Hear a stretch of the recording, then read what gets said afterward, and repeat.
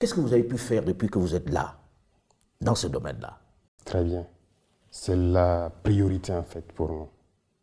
Comme vous avez dit, ces terroristes, c'est tuer, brûler, déplacer les populations, s'accaparer des terres. Mais je peux vous dire à l'instant T, comme je le disais dernièrement, il n'y a pas cette portion du territoire où nous voulons partir et que nous ne pouvons pas partir. Aujourd'hui, vous allez sur tout le territoire? Partout. Des territoires qui étaient sous contrôle, si on peut le dire, depuis 3 à 4 ans, nous mettons pied. Mais pourtant, on parle de plus d'attaques qu'autrefois lorsqu'il y avait des armées étrangères sur le territoire. Ah oui, vous êtes sûr?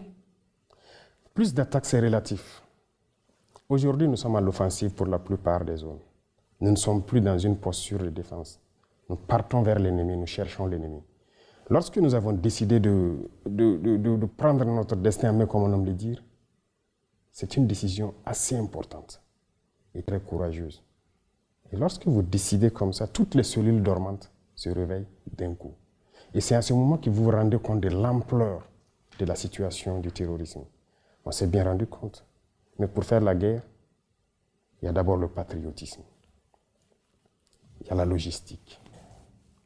Et il y a maintenant l'intelligence des situations. Le patriotisme s'est réveillé dans tout le Burkinabé. Que ce soit les combattants, que ce soit les populations civiles, vous les voyez bien contribuer. Ça n'aurait pas été possible il y a quelques années de cela. Pourquoi? Il faut savoir réveiller le patriotisme en chaque peuple. Les mettre en confiance, savoir que leur patrie, c'est la seule chose qui les reste. Ça, on a réussi à le faire. Voilà pourquoi lorsqu'on les demande de contribuer, ils le font. On a demandé aux gens de s'enrôler pour combattre partout où ils sont. Même aujourd'hui, si nous décidons que nous voulons